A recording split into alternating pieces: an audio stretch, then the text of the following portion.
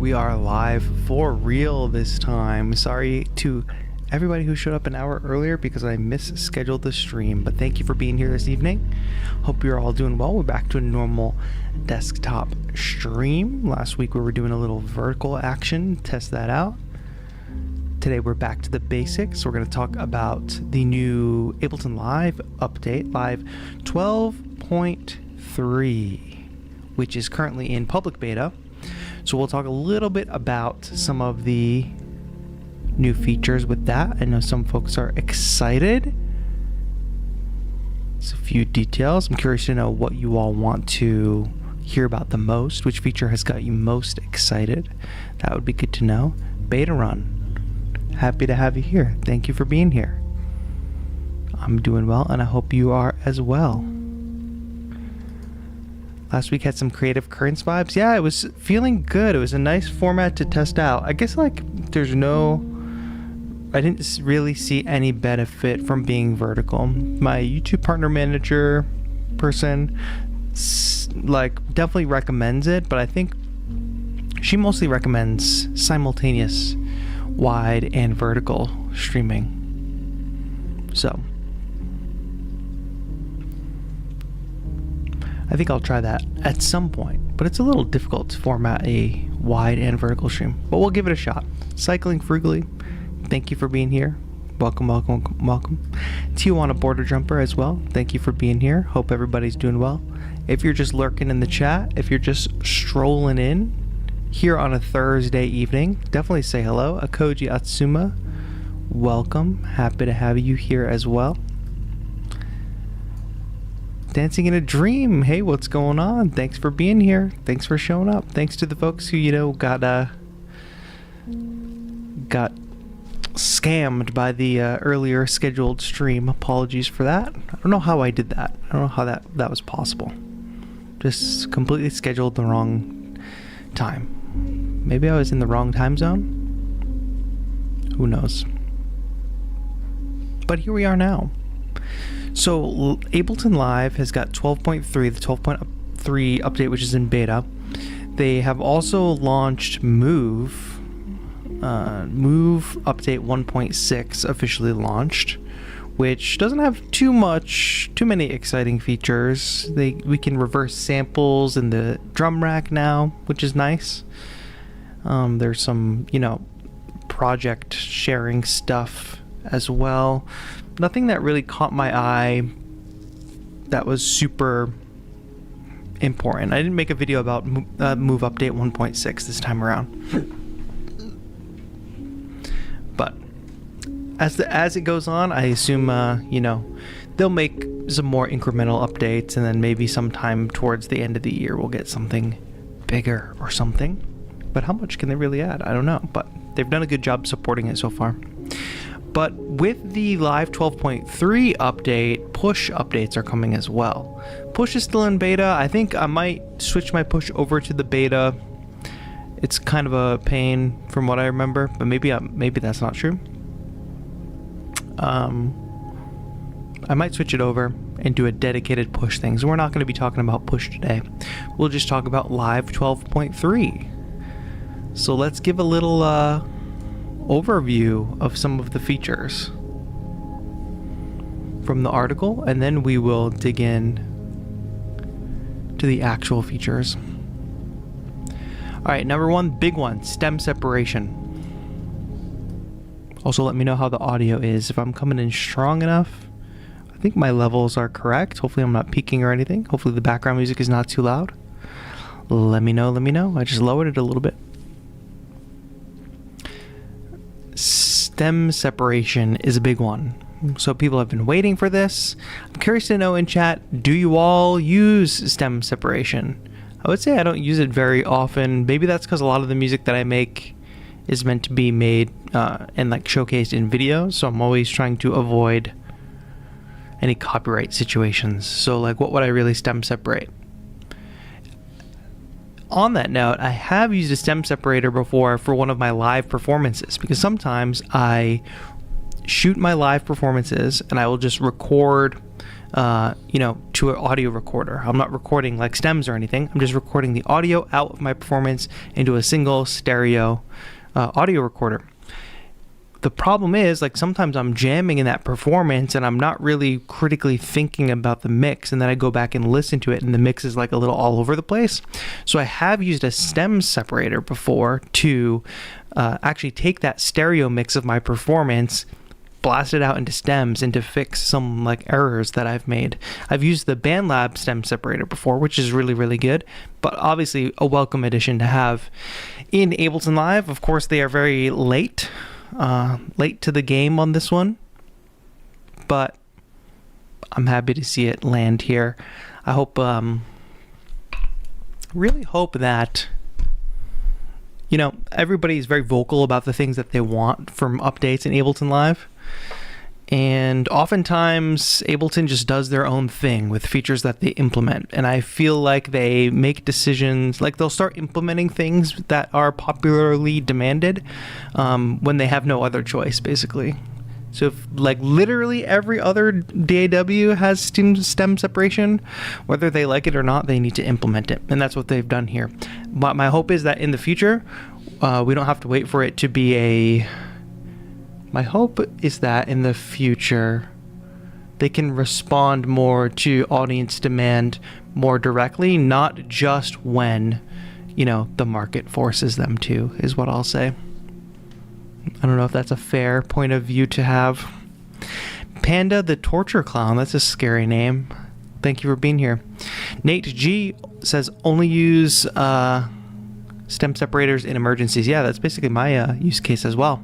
DJ Sunset says, have you tested the beta on push 3 and do you know if it's pretty stable? I have not tested it yet. I kind of mentioned that when we first started, but yeah, I'm always a little weary about putting my push into beta or even putting move into beta, but I might go ahead and do it this time because there's a fair amount of features. I don't know if they've given an official release date for this update, but it could be some time, so we'll see.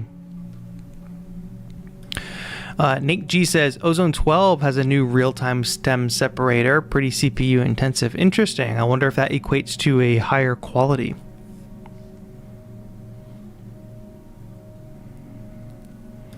Why am I watching this? I have a cracked version. Someday y'all will realize it might be, you don't have to spend any money to get the pirated versions. But it makes literally everything harder when you want new features, when you want updates and things like that, when you want to have no problems. A lot of times, like, cracked versions come with some weird issues. Eventually, it's worth just to save up little by little until you can finally purchase it. And Halil says, I have Ableton Standard. Yeah, so stem separation is tied exclusively to Suite, which I think bummed some people out. But I think, what do you want them to do? I think it's pretty fair if they're going to add big premium features. But it is interesting. I can't think of another feature like that. Like, I can think of like certain synths or certain devices that are in Suite but not in Standard. But it would be like, this almost seems like it would be like if exporting at a higher bit rate were locked to Suite or something like that. You know what I mean? I think that's why it feels a little weird to folks about it being tied to Suite. I'm not too mad about it. Obviously, I have Live Suite. I've had Live Suite since I ever started Live. I think if you're going to invest in a version of it, you should just get Suite. And you will never have to worry about it again.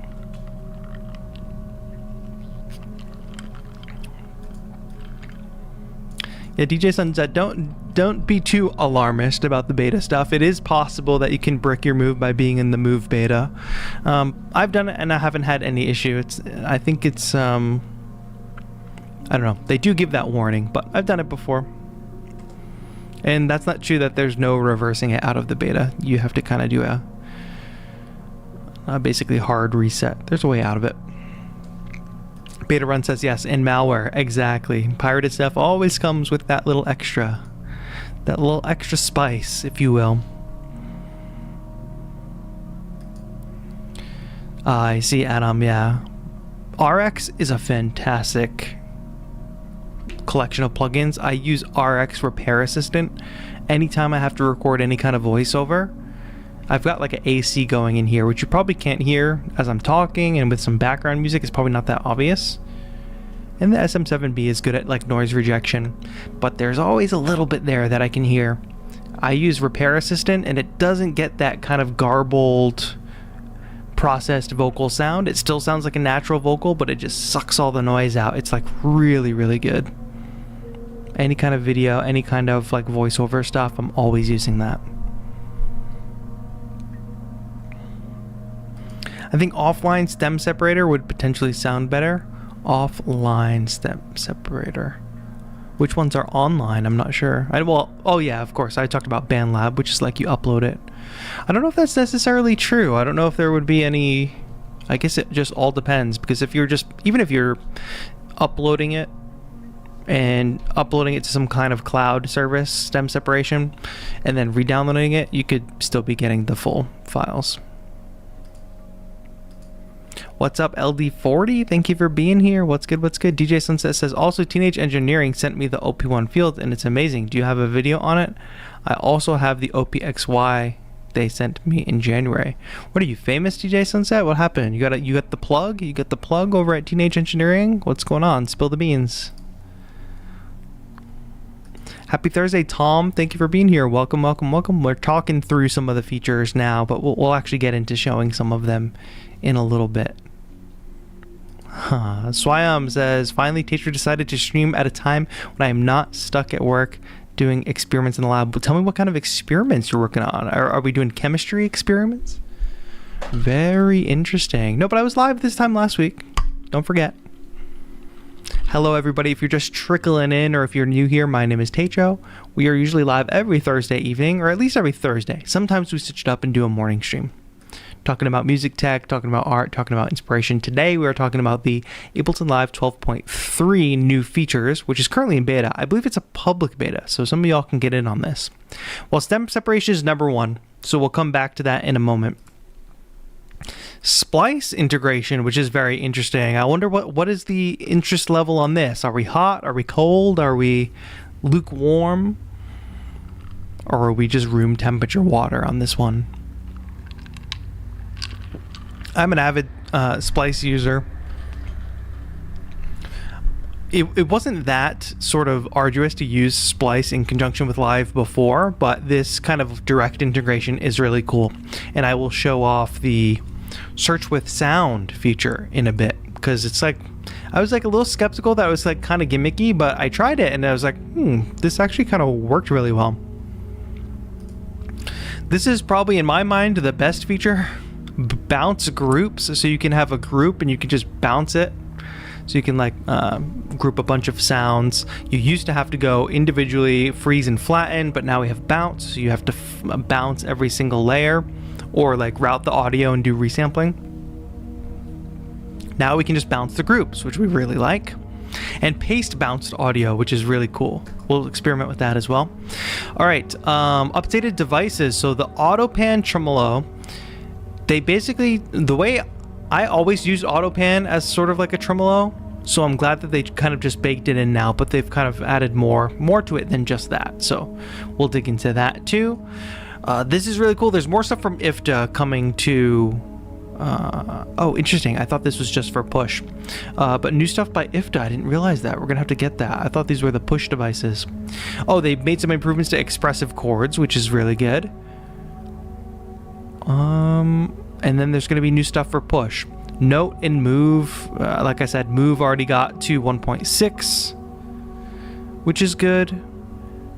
And then they've added some stuff to note. So like all of the Ableton products are getting these big features, or not big features, but everybody's getting, some are big features, some are little improvements, some are little new devices, but stuff for everybody.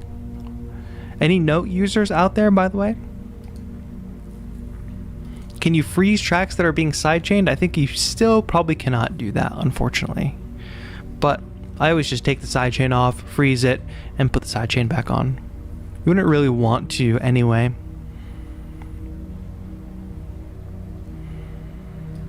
I have Ableton Live 11 Suite, and now all I use is FL Mobile on my phone. Interesting. I wonder what you like about FL Mobile. I was actually talking about that the other day with somebody, because I remember folks using FL Mobile like 10 years ago. I used to teach at this spot. We had studios and stuff. I'd be teaching Ableton Live. Kids walk in with their iPhone, making beats on FL Mobile. I was like, Ableton's got to get their stuff together. They got to get an app. And eventually they did it.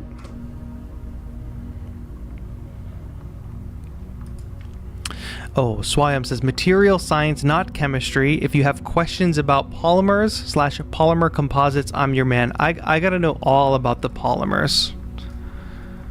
Tell me more about the polymers. All right, here, I got to change up the Nightbot thing because it's doing false advertising. We do have a new sample pack out, but the first week has gone by, so it doesn't contain the free samples anymore. Just update that, Nightbot. All right, so what do you say we take a look at some of this stuff? I'll show the Splice integration first and foremost. Actually, let me go to packs. Core library. Wait, why are there not too many packs here? All right, maybe we won't do that. Splice integration. This is really interesting because when I think about Ableton as a company, I think about really rigid German folks. Shout out to the Germans, though. No bad blood here. But I think about like folks that are probably really rigid about breaking the design aesthetic of the software, of the UI. And now with Splice, which is literally just in places, it's literally just an item here in places. Oops, sorry about that. You just select it and it basically just opens a Splice window here, which is kind of crazy to me that it's just here. But with that, we get a really easy communication about BPM and scale. So let me actually open a project. This project is a track we worked on a couple weeks ago when we were moving from push standalone to live. So if you remember that stream, or if you watched it, or if you didn't watch it, it's definitely worth a watch to go back and check it out. But I've been working on this song since then. So here, let's get this part going. Y'all can hear that okay? Let me know. Let that play for a bit.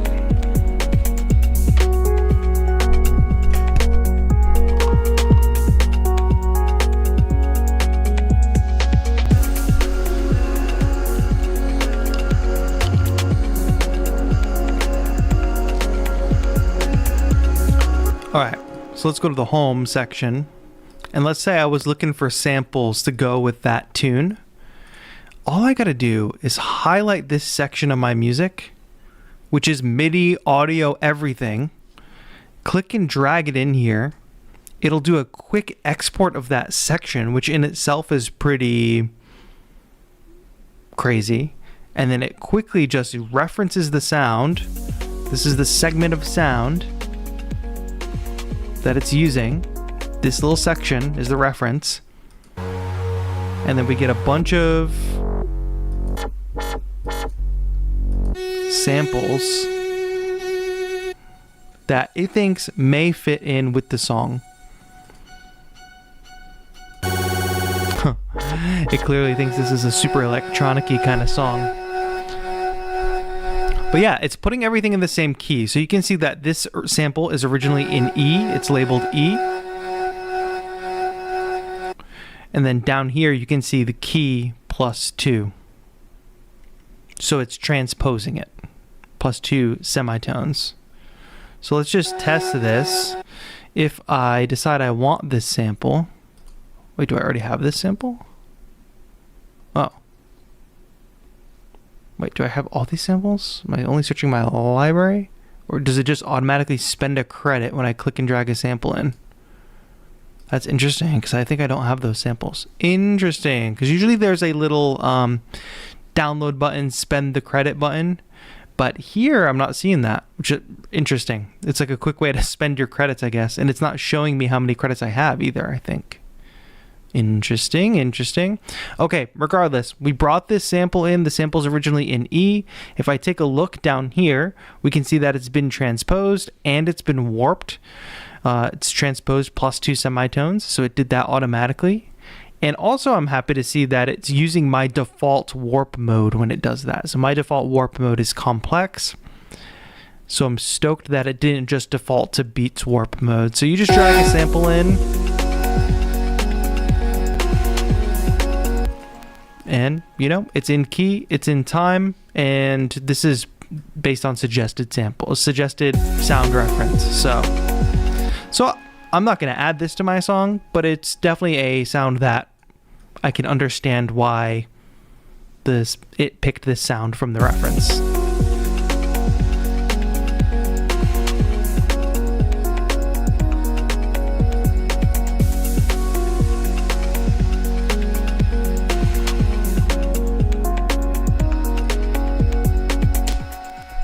So that's pretty cool. And then all these samples it suggested will be somehow related. Now, usually I pretty much know what I'm looking for, but interestingly enough, I can still do the filtering. So we're still searching using my sound reference, so I can still filter it by different types of sounds. So that actually could be useful.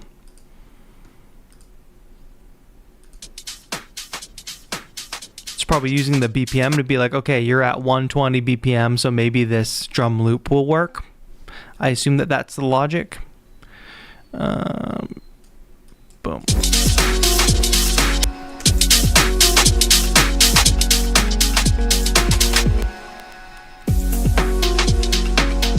And actually, let's see how the previewing is. So if I play this, is it going to play this in time? Yes, actually, that's really important. So take a look at this. This is really cool. What's up, Armando? And what's up, Sean? Yeah, we're talking about the Splice integration in Ableton Live. This is all in one window, if you couldn't tell. This is like literally in Ableton Live. If I bounce around in the library, boom, Splice is just here. And also good to know that if I click off of that and I click back on it, it doesn't refresh or anything. So the project is playing, so watch what happens when I play one of these loops. That one's hard to hear, but the loops start playing in the correct position. And they start playing in time. I believe you could use, what is it called? Splice Bridge before? Is that what it's called? So again, play this. And it automatically doesn't just play it in time, but it plays the loop in the right position. So if your track is playing in the first bar, beat 3, this loop is going to come in its first bar, beat 3. That's really nice attention to detail there. What's up, Love Grade Yard Girl? How's it going? Thanks for being here. Do you have to pay? If you already own Suite, Live 12, if you already own Live 12, 12.3 will be a free update. I believe stem separation is the only feature that's tied to Suite. I don't think Splice integration is. I could be wrong though. Let me know. Correct me in the chat if that's true.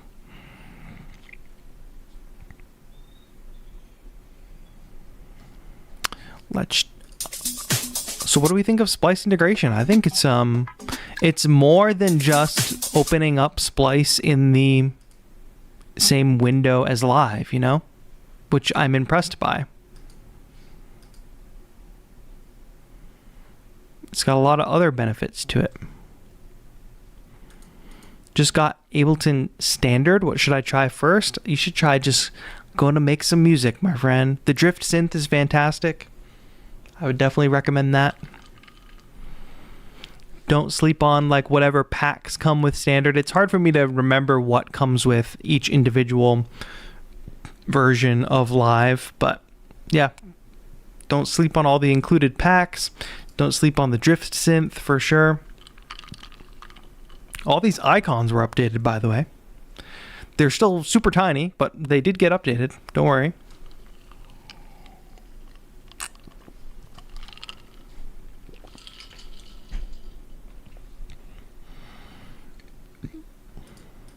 Armando, I hope you're doing well, my friend.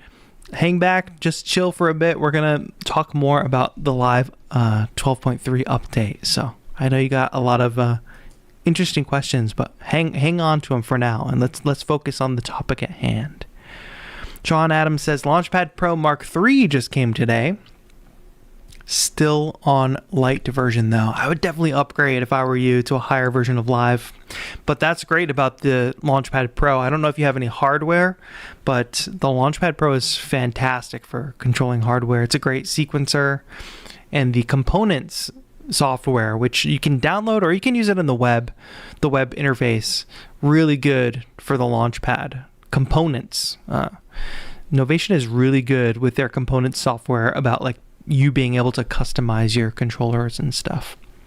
All right, but should we try stem separation? Any other questions about the Splice integration? It's fairly straightforward, and I think it's very well implemented. I do think it's interesting that it does not, you don't have to take the action of spending a credit. It's just like as soon as you drag it in, I assume a credit is being spent. So I think that's interesting. I think the whole meme with Splice is that people have so many credits that they can't spend them all each month. So you know how it goes. One of Live's biggest strengths is the layout. The devices do not just pop on top of the DAW window like other DAWs. The fact that Splice is integrated into the UI is nice. I think I agree. I go back and forth on this because sometimes in Live, you're just locked into this bottom half of the screen and you can't make it bigger, and there's some instances where you might want to make it bigger.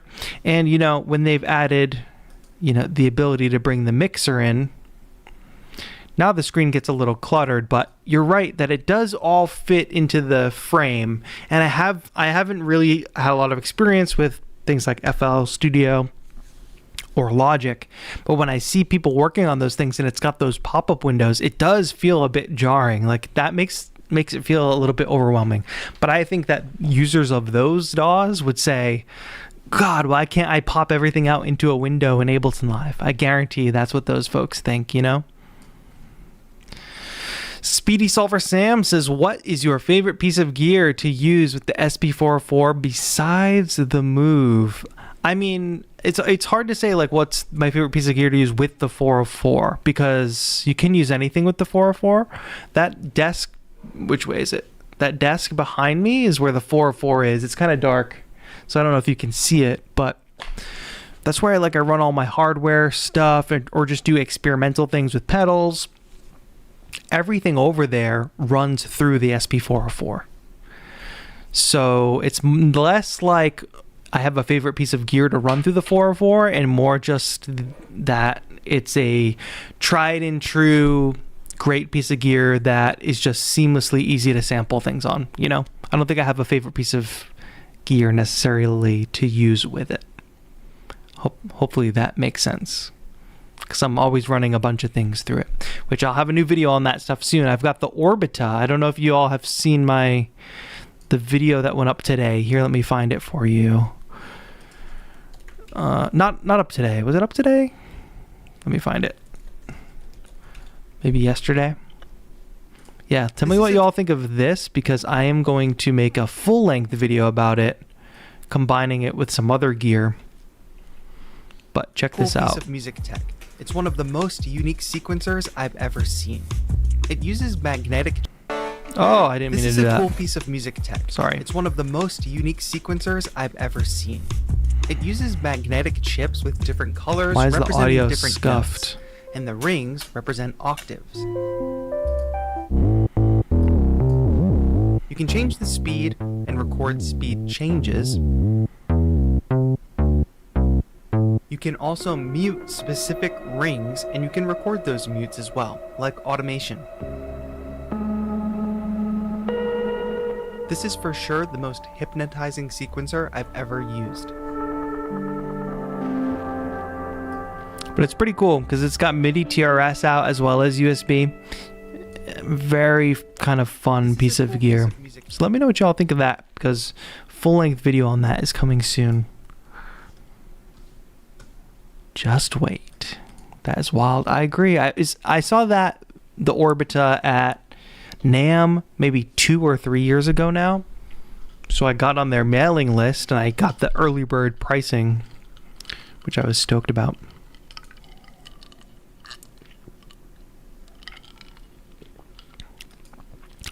Yeah, Sean, I'm surprised. It does look quite jarring, right? To have just Splice.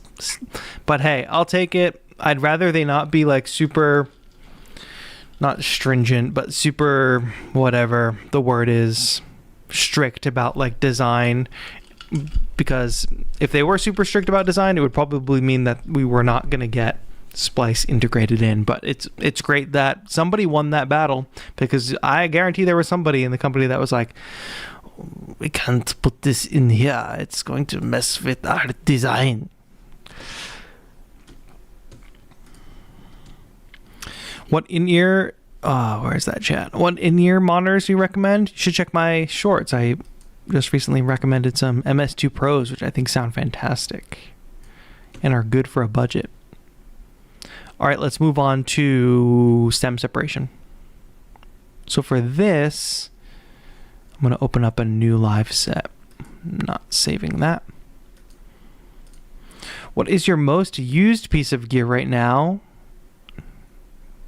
that you would trade it for in a heartbeat? I don't fully understand the question. Most used piece of gear right now? I've been using Push a lot lately. I've been working on a kind of process video with Push standalone, like beat making process with Push standalone. Let me see, looking around. I've been having a lot of fun with the Orbita. I've recently picked back up the drone synth, so that's been a lot of fun. Hologram Microcosm, I would not want to give that up at all. Sequencers, the Oxy 1, I've been playing with that more. I've just been like steeped in all this gear. I gotta say, I think there's always this conversation about like, what's your favorite piece of gear? They're all just tools to me. I mean, I love a lot of these. Mini Freak synth is amazing sounding synth. I don't really think of it as like ranking them, really. I mean, if you gave me 2 pieces of gear and said rank them, I could probably say I like this one better than this one, but I don't have a running ranked list in my head by any means. I hope that makes sense. I think sometimes we get a little caught up in the, I don't know how to describe it. We stop looking at these things as tools and we start looking at them as like teams. Basically, oh, I'm Team Novation, I'm Team Akai, or something like that, and that's not how I think about things at all. Okay, let's talk about stem separation. So here's that same song we were just listening to, but mixed down. So let's listen back to this.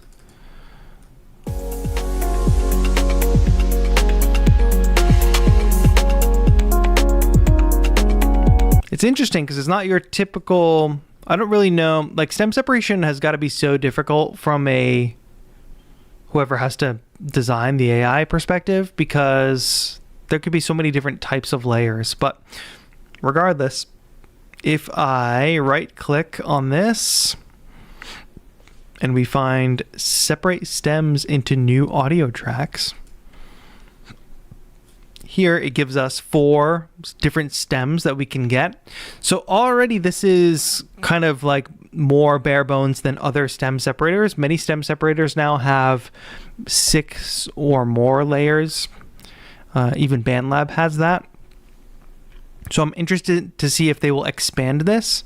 There is also another factor to this where there's a way that you can get an additional option for speed or quality, but I'm not going to go through the process of doing the options.txt file to do that. I think if they're going to implement that, they should just implement it. We're still in beta, so maybe it's something that'll come in a future beta release, but I hope they don't leave it so that you have to use an options.txt file. But regardless, you hit separate, and let's see how long this takes. It's going pretty fast. I don't think it's that slow by any means. Stem separation is coming to live, Ableton Live Suite. Everything that we're talking about is 12.3. So you have to be on Ableton Live 12.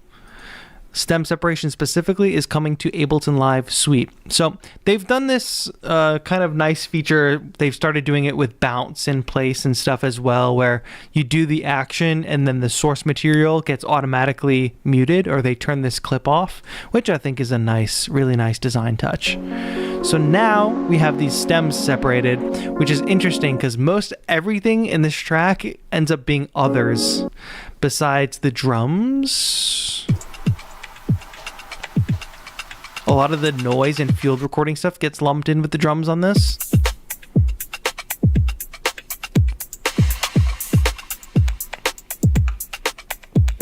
What do we think so far? We definitely lose a little edge, a little attack on some of this.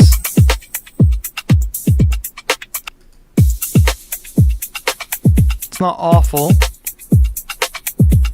I can definitely hear that it's a stem that was separated though.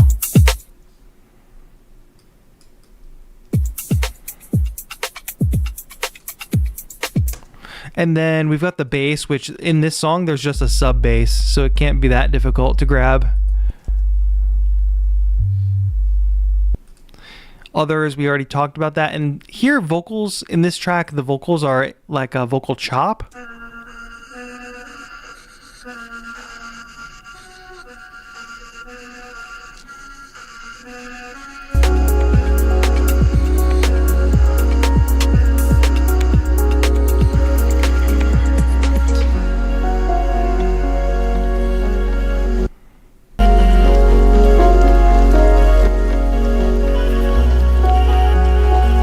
So I can definitely hear a decent enough quality difference between the stems separated and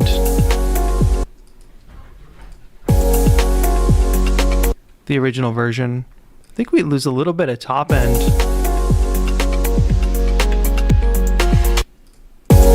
Sorry, there's no good way to A-B. I don't know, I could just be thinking too hard. I don't know, but for what stem separation is generally used for, if you're going to be doing remixing and things like that, I think it's perfectly serviceable. I don't know if you do use stem separation out there, let me know what your most used use case is. I assume many people are just trying to pull a lot of vocals out for remixes. Maybe people are trying to pull drums out to chop, that sort of thing. But it's pretty cool. What's up, Peter in Myanmar? Thank you for tuning in, my friend. How are you?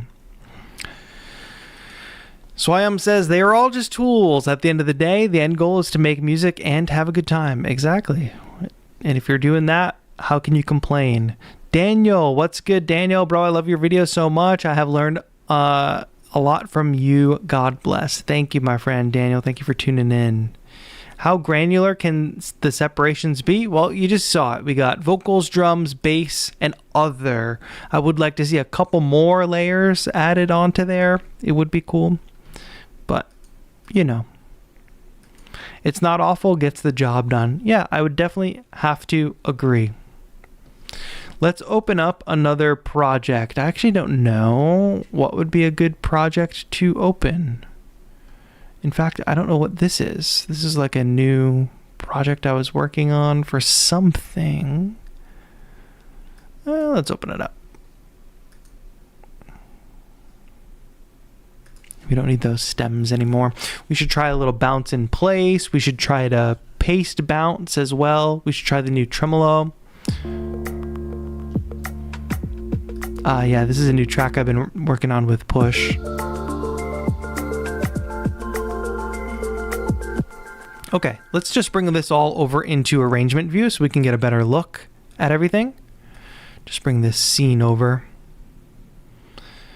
This is another, I've just been doing a lot of tracks standalone on Push and then bringing them over to live, basically. I've been having a lot of fun doing that lately. I don't know what it is.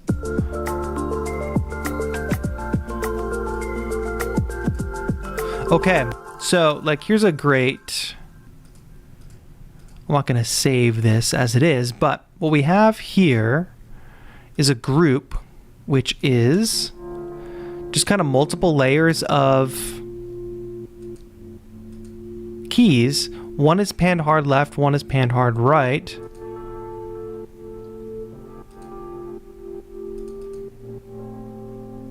I don't know why this one is off. But regardless, now I can right click on that and I can bounce the group in place. Let's check the speed on that. See how it goes.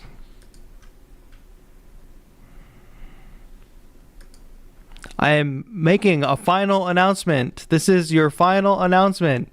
Hear ye, hear ye. What version is this for? What version is that for? Hear ye, hear ye.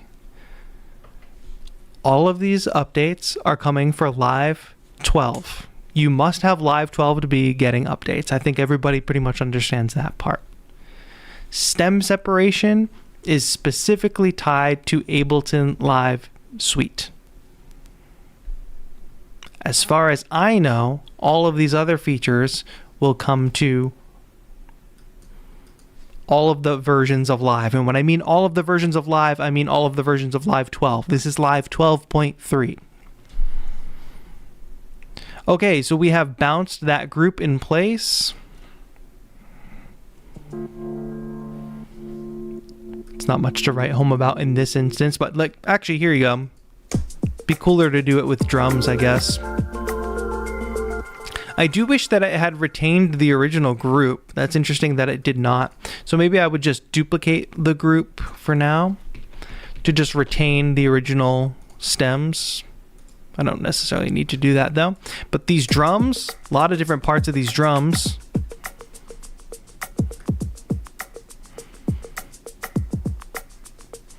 Let's bounce that group in place and make a little drum loop. It's okay, Sean. You got to the party. That's all that matters.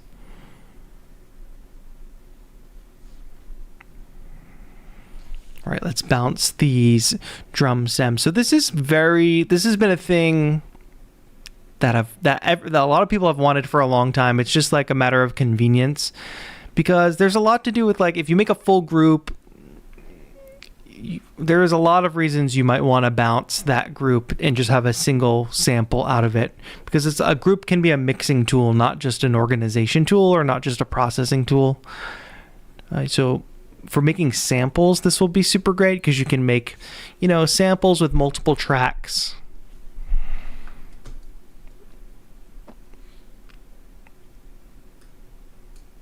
And just easily bounce them like that. So there we go. Got our nice little bounced drum. I really like how these drums turned out.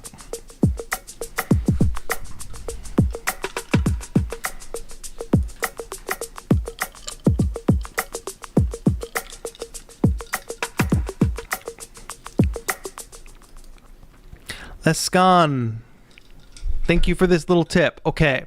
Small tip to change A and B fast. You can deactivate the track B. Here, let me practice this. Deactivate track B. Then solo.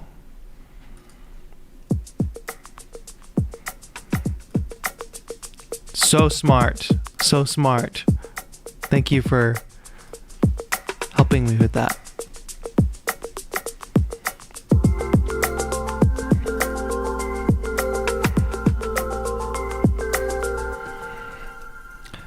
I sample my voice a lot, Armando. In the previous track we were listening to, those were my vocals that were sampled. Actually, yeah, it's not my vocals in this song, but I do sample my voice often.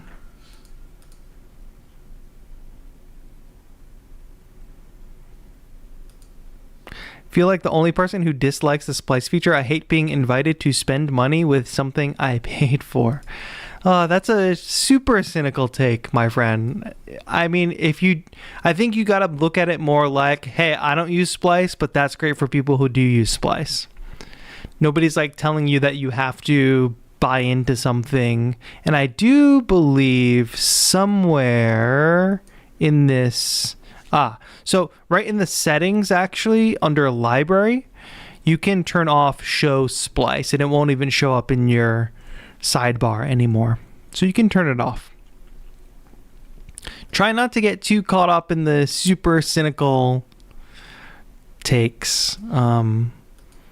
There's a similar situation with like when the SP44 5.0 firmware came out. The big thing about that firmware was Serato Studio integration, I believe, right? Now, I don't use Serato Studio that often. It's pretty cool. There's a lot of cool things about Serato Studio.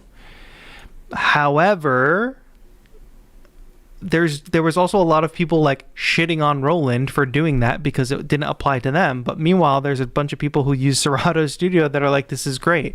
So like, not everything is just an affront to you personally. Some things are just, there's an audience out there for it, and that's why they're incorporating it, you know?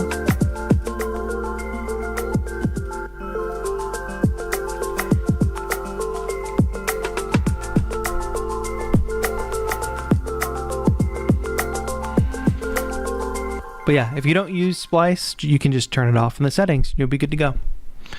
But as a Splice user, I can tell you that it's very, very valuable. Very, very valuable. All right. We should take a look at as well.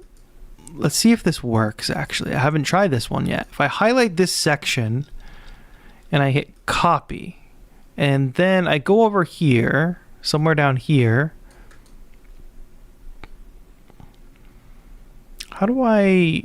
There's like a paste bounce or something like that, right?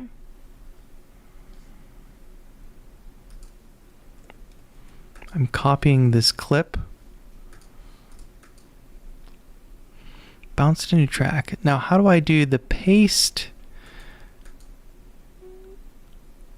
Do I have to go into a audio track? Will that do it? Yeah, interesting. Okay. So I'm going to highlight, I don't know if this will work for multiple tracks, so let's try it one at a time. I'm going to highlight this section of chords, and I'm going to hit copy.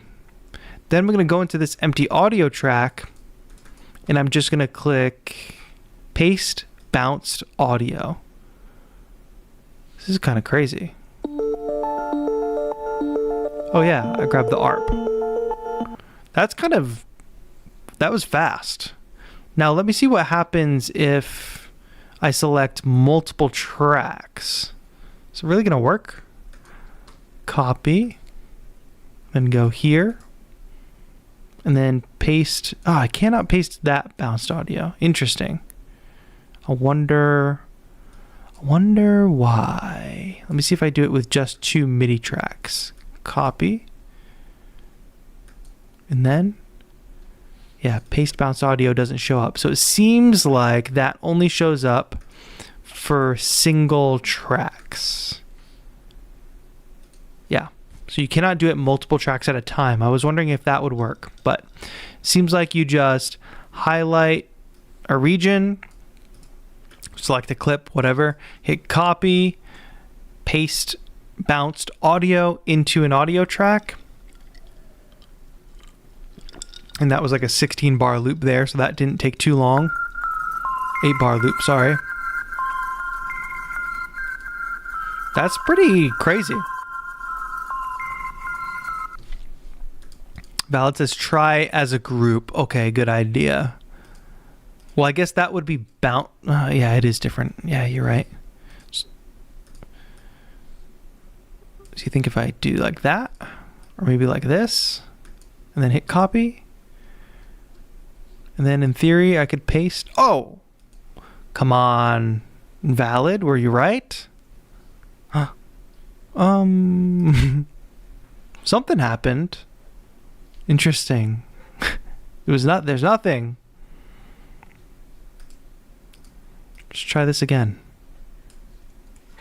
Command C.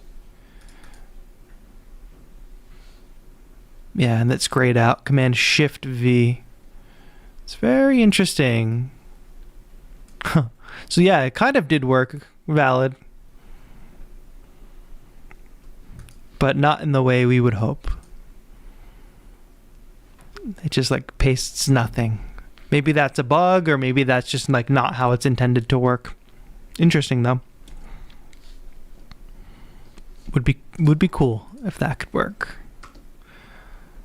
Because actually with the Splice integration, which I know you love so much, Valid, if I go into the Splice integration and their whole feature, which is like search with sound, the way it works is you just highlight a region and here, let me highlight everything. Highlight a region, click and drag it in, and it exports that. So in theory, that's the same thing that's happening when you copy and paste bounced audio, but maybe not, because it did do that little export. I don't know. See, now if I check the reference, it's everything I highlighted. So you think that would be the same thing. It is a beta. It is a beta though. Oh, because the group isn't activated, Nate G. The genius. So now, copy. Breakthrough moment. This is why we have the chat. Paste the bounced audio. I have good feeling. That's what I like to see. We got there. Shout out to Valid. Shout out to Nate G. So if the sounds are grouped together, it seems like it works, but it doesn't seem to work if you just select multiple tracks. I'm going to try that one more time to make sure that I'm correct, because it doesn't give you the option to paste there. So interesting.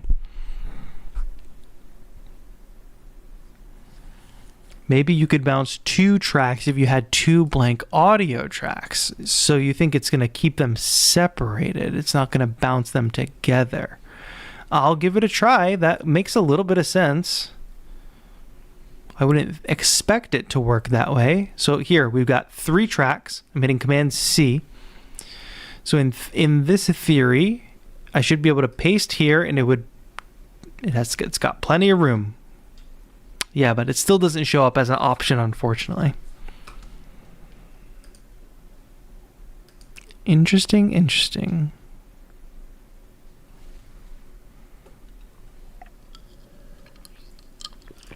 Gotta keep them separated indeed, Tom. Indeed.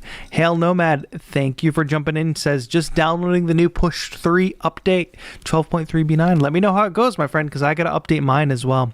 I think it'll be good. I like some of the stuff that got cooking up. Let's just revisit the article real quick. Since we're not actually going to be using Push today, we can take a look at the features. Let's just read through a few. I believe if y'all know Noir, who's got a show, Noir and Autumn, who do their show, which is in 1 hour. They do a live stream, and I believe they're going to be talking about Push tonight. So if y'all are more interested on this topic, I definitely recommend you check out their show this evening. So what's new for Push? Let's zoom in on this. So what's really cool is that stem separation is coming to Push, as well as bounce groups. So that's kind of a cool part of this ecosystem, is that some updates come to live and then they also come to Push, or mostly they come both ways. If something comes to live, it goes to Push. New XYZ layout pushes pads transform into an expressive touchscreen for your racks. Very cool. So this is essentially going to become an XY. I don't know why it's XYZ. I guess pressure. Instruments and effects. Slide your finger across Push's pads to shape the sound in complex ways, and press to trigger punch-in effects. So interesting. All the while playing notes with the other hand.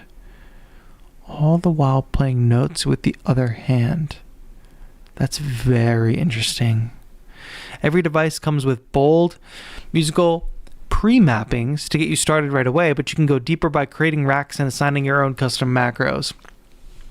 I'll let the sound design geniuses figure that one out. I'm probably not going to do that, but I will probably take advantage of the presets there. So that sounds curious enough. I didn't realize there was going to be an XYZ pad plus you can play notes. So I'll have to experiment with that. And Hale, I know you're downloading the update now. Let me know what your favorite feature is. What pushed you over the edge to go download the beta?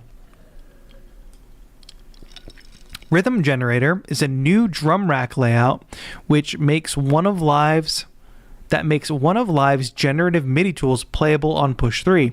Designed for everything from sparking ideas in studio to shaking up rhythmic feel of a live performance. Layout gives you 4 vertical pad sliders to shape your beat, while the grid above visualizes changes as they happen. All right, I'll take that because more sequencing stuff is definitely welcome. And then touch-sensitive step editing, which I didn't realize they didn't have. I believe the Akai APC64 has that. I kind of like it, and I kind of don't, because I don't really want to think about that when I'm step sequencing. But when you are actively thinking about it while step sequencing, it's pretty cool. I also thought that this was a very welcome addition. Class-compliant audio interfaces. I thought that was going to be a feature right out of the box of Push, and unfortunately it wasn't. Since Push only has a stereo, or like it has 2 inputs, it's kind of limiting if you want a bigger setup. They've got the ADAT, which I don't have an ADAT interface. But now if you can just plug in a bigger audio interface and you can have more inputs, I think that's pretty great, because I use Push as a central hub back there. So I think that's pretty good. APV Sai says, what's your thoughts on the Arturia Minilab 3 versus the Akai MPK Mini Mark 3? I just want something portable to make beats on the go. There's so many options, my friend. There's so many options. Do you use Arturia plugins? If you use Arturia plugins, Minilab gets a leg up on the competition. If you don't, not really sure. A little bit of DAW control in there. No DAW control on the MPK. MPK's pads are far superior to the Minilab's pads. So you're going to be doing a lot of finger drumming. These are all questions. What is the biggest thing I am missing with the Launchpad Pro instead of Push? Well, you got note mode. The drum sequencer doesn't work as natively on the Launchpad Pro as it does on Push. So on Push, you're able to sequence drums and it creates the clip in real time. And actually, even the Launch Key Mini does that now. But the Launchpad Pro does not currently do that, from what I understand. I don't think they've added an update for it. There's no audio interface on the Launchpad Pro, obviously. Obviously, all the standalone stuff you don't get. You don't get the screen. But what you get with the Launchpad Pro is you get the custom modes that you can customize in components, which I really wish they would make some equivalent to that on Push. So that's really, really powerful. And you don't get about, 10 extra pounds with the Launchpad Pro either. The Launchpad Pro is nice and slim and light. Push 3 is quite heavy. So you'll be good. You'll be good. What's up, Allah? Hey, still learning and using the trial version. Is the Ableton intro enough to make a full song, or will I need a higher version to be able to make a full song? Planning to make trap as a beginning. I think you just gotta go. Don't worry about that. If you don't already have the answer to that, then you don't need to ask the question, because you should just be making music. Here's the key secret to save money and make sure you're not buying stuff that you don't need. Don't think about or don't have anxiety about if you need X, Y, or Z, or if you see another person using something and you're like, dang, do I need that? You should be making your music. So you want to make trap beats, which is fantastic. So you should learn to make trap beats. You should learn the basic techniques of using Ableton Live Intro, and you should use Intro to accomplish that task until it's no longer possible for you to accomplish that task.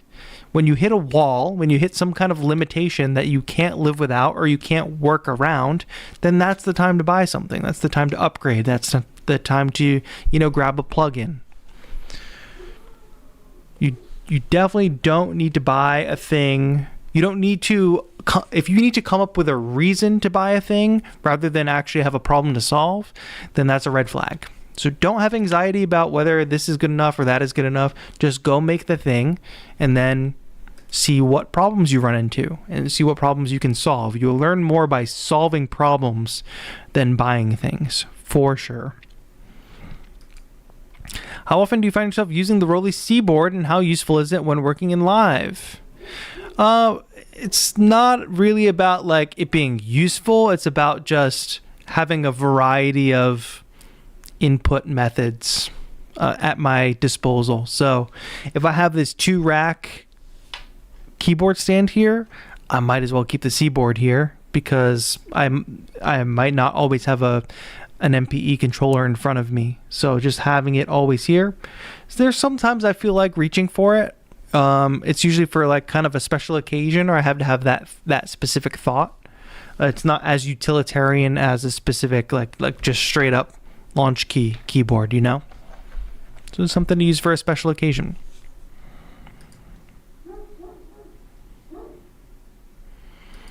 Sai, if you're using the Arturia analog stuff, I would go for the Mini Lab. I think that gives it the edge for you.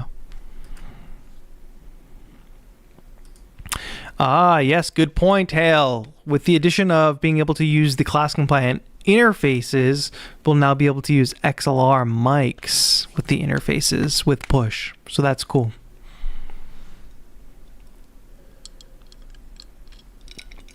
Dante interface setup LD40. I think I've heard of that before, but I don't know what it is. Thank you for let me know what that is. Let me know what I would like about that, what that would do for me.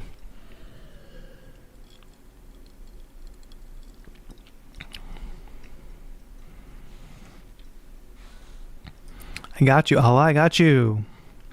MIDI is MIDI, but sometimes the controller has a feel that suits the sound / patch. Yeah, and I mean, MPE is a specific, very specific way of writing with MIDI, right? So you can get a lot of really unique textures that way.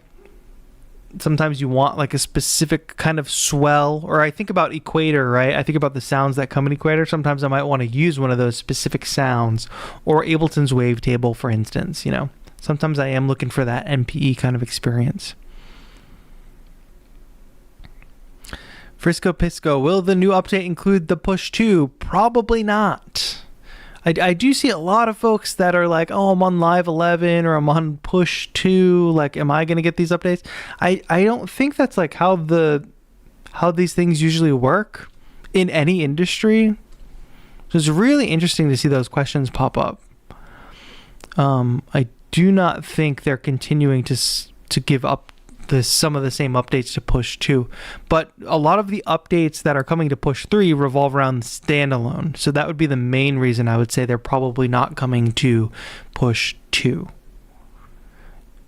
You'll likely still be able to do, like, you'll still be able to control the new devices in controller mode, but a lot of the new features coming to push 3 are coming to push 3 standalone, like stem separation, for instance, or bounce as a group. I assume on push 2 you will still be able to bounce as a group as a controller, but it's kind of like not the same thing, I guess you could say. Sean, thanks for hanging out. Appreciate it. When you do use the Rolly, are there specific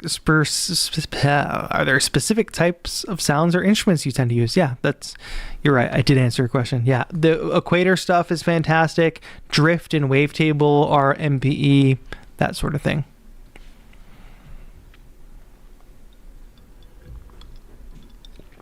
Yeah. Uh-oh, we got a party. There's a party. We're going to have a visitor. Come on. What's going on? Here they come. Come here. Okay. What's going on, buddy? You have anything to say? You talk? What's up? What's up? No, he doesn't want to talk to me. Oh, there's more trouble. We got a lot of energy. We're dog sitting. Yes, that was a big boy. There's a pair of them. So when they start going crazy, they tear up the place.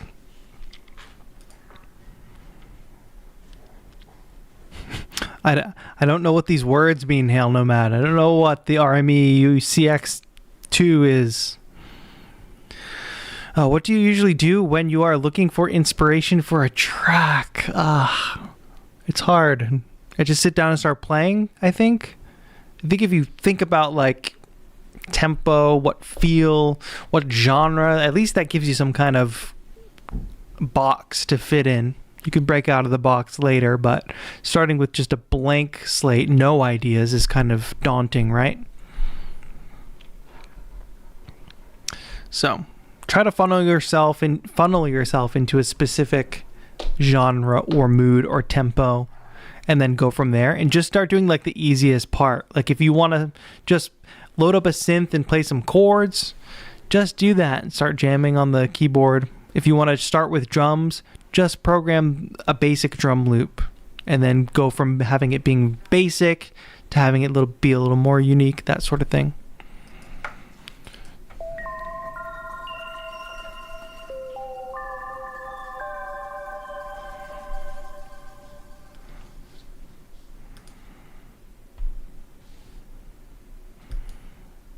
Oh, I've heard of this. I've heard of this Dante situation, yes, over Ethernet.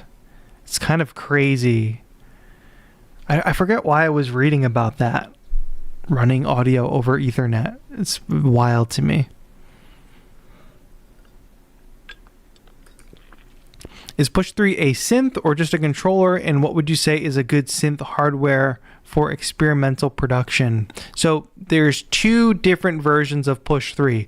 There's the controller version and there's the standalone version. The controller version doesn't have any sounds built in. You have to connect it to your computer and you use it to control Ableton Live. The standalone version, which is the version that I have that you'll see me use on this channel, is its own standalone device. So not only does it has all of the synths that Ableton Live has. It has drift, it has wavetable, and you use it like a multi-track DAW, basically. So, and it doesn't have an arrangement view, it only has session view. So is it a synth? It's a synth and more. It can be many synths. It can be a sampler, it can be drums, it can do a lot. So it's kind of like overkill for that. Does it have drift? Yes. Ableton Push standalone has everything that Ableton Live has. Correct me if I'm wrong, but as far as like sound selection goes, it has everything that Live has. I don't know, Valid, what kind of experimental production situation you're going for, but I've been really liking the sound of the Mini Freak. If you want it, like Push 3 is like a lot, right? Push 3 is like a whole unit on its own. But if you're looking for just a synth that's versatile and that you can get a lot of like interesting experimental sounds out of, I gotta recommend the Mini Freak, or perhaps the Micro Freak. The Micro Freak, yeah, which is the smaller, because the baby brother. Actually, the Micro Freak is older. But the Mini Freak synth's got a lot of great sounds. I did put up a video for members, just a 15-minute kind of ambient thing using the Orbita controlling the Mini Freak. So if you're a member and you haven't checked that out yet, give that a listen. But yeah, I love the Mini Freak. I love the sound. Bobby Rutz, hello. Hello, what's going on, my friend? How are you? Do you enjoy the electric device in Ableton? Yeah, there's a lot of great... really fantastic electric piano sounds. These are some of my favorite sounds in Ableton Live, for sure. I actually, a while ago, I've been coming back to these electric piano sounds that I built myself. So this one is called Amon. I have a pack called Spectral Keys, which can be used in any version of Live, by the way.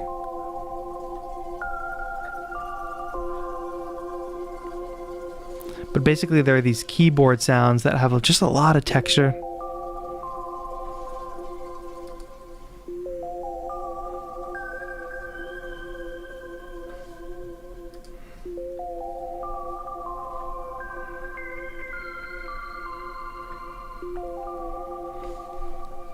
I love the sound of those keys. Thanks. I have a Novation Mark 425, so I'm thinking of expanding. Appreciate the info. Nice. Yeah.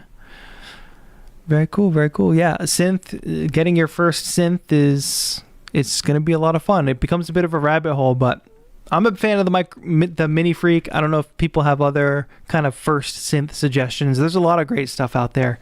Look at the Roland Ira, the S1. That's a nice little synth to get into. Bobby Ruts. Just grabbed the Addictive Keys Mark 1 last night. Been wanting to get it forever. I love it. I love to hear that. I'll go make 10 songs with it. Justify your purchase. Can you detune those? Interesting. Like detune the keyboard sound? Yeah, all the instruments that I made are sample instruments. So you could definitely go in and detune it if you wanted to.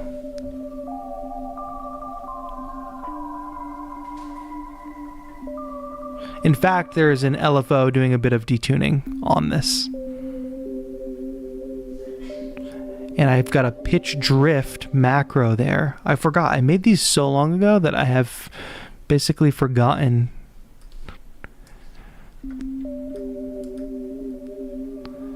the process that went into making these. Here, let me link you to this pack, because I'm pretty proud of it, and I think I just kind of didn't... I don't love to overly promote things. That's what I'll say. I don't love to shove things down people's throats. So if you catch what I make and you get it at some point, you get it.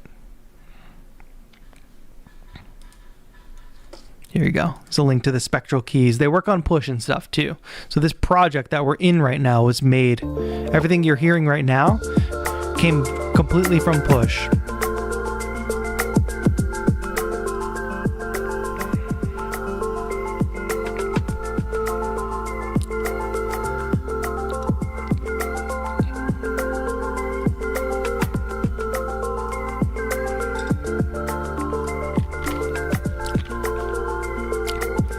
But yeah, I shot the whole process of making this track on push, so I'm gonna release that as a video soon.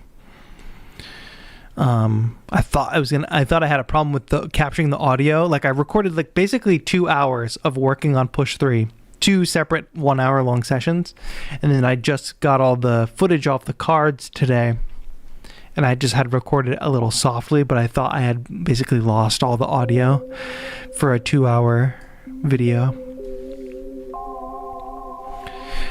All right, let's look at one more new addition quickly. I don't know what I missed majorly. I know that expressive chords I complained a lot about expressive chords, so I feel like we should definitely look at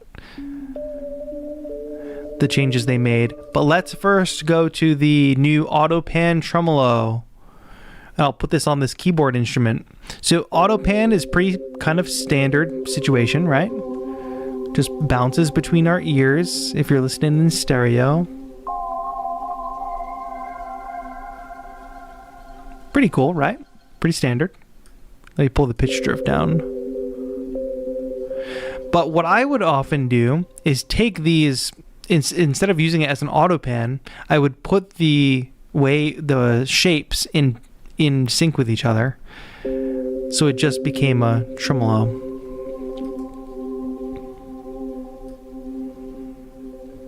But they've added all these different shaping tools, which I think is really cool. Here, let me put this on the end of the chain so it's even more obvious.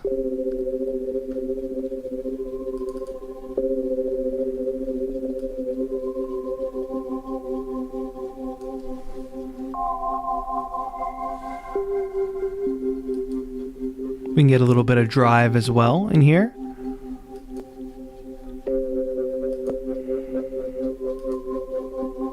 And we can also sync it. I do love this shape.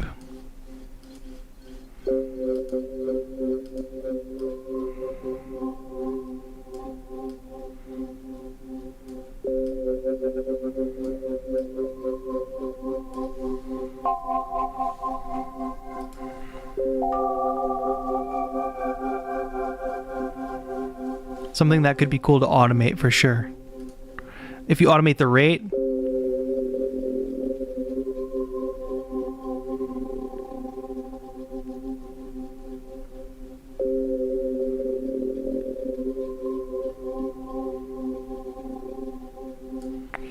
So that's definitely a welcome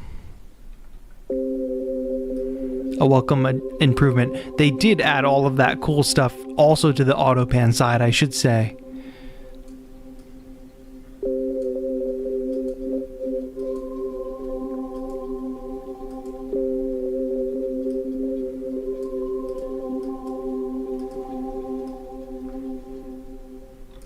Let's put this back in a sine.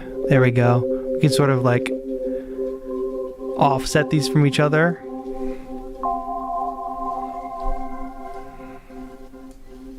Not just offset them, but make them different shapes.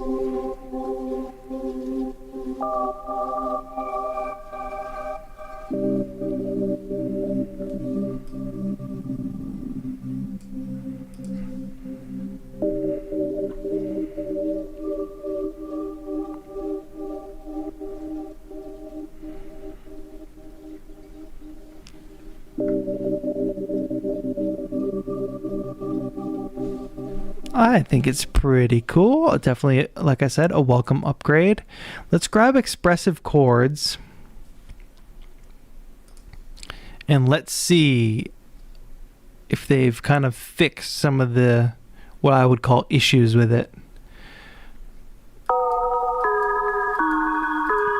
So previously, I think they just straight up didn't have a way to, where are we? Just easily transpose these, and they put them all in random keys. So my gripe was like, hey, put all the expressive chord devices in C major, like normal people, and then give us a way to transpose them all.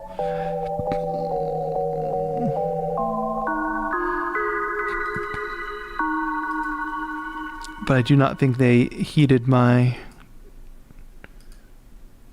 desires there. But I think also this is not the new version because this doesn't have the new learn function. So we'll skip out on that one for now, unless I'm just missing it.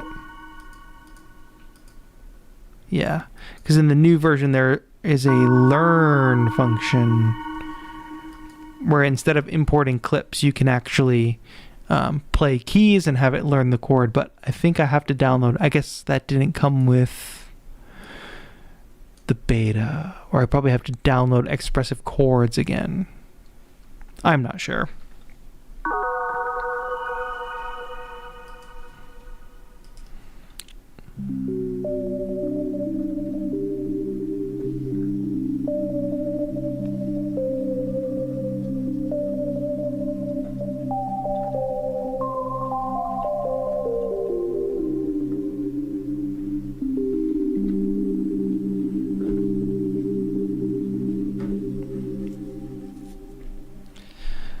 But I think that's all she wrote this evening. If you got any final questions, let's get to them.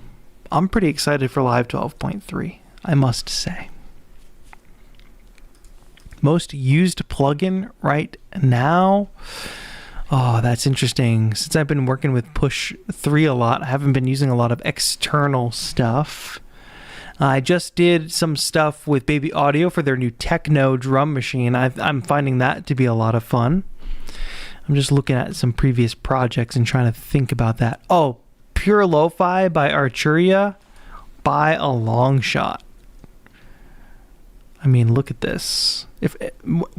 There was a question about like inspiration too. Like if you've got a certain sound that you really like that you can just favorite and use all the time, that always brings you inspiration. That's always helpful. I don't know if everybody has that kind of like go-to sound that they have, but for me, it's like Pure Lo-Fi, amazing plugin by Arturia. There's just like such a great variety. Here, let me do this.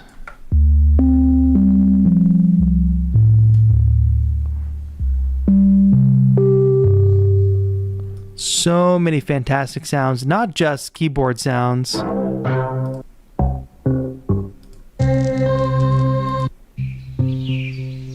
Layered sounds. And the other thing I like about it is it's really easy to see what's going on in each of the sort of 4 modules of the plugin.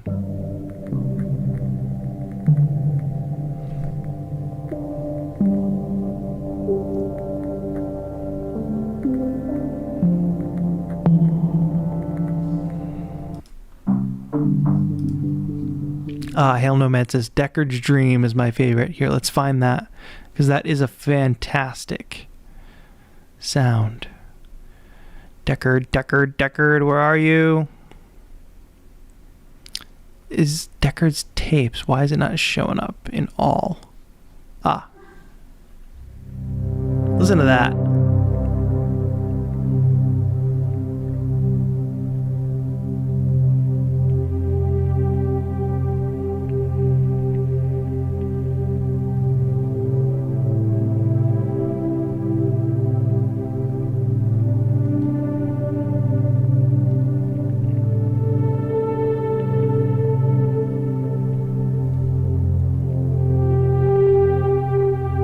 So warm.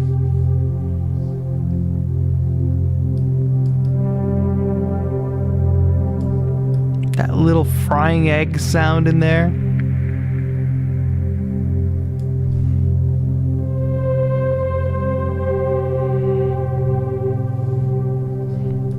Fantastic sound. But yeah, if you just scroll through the selection of sounds, you will find so many interesting things.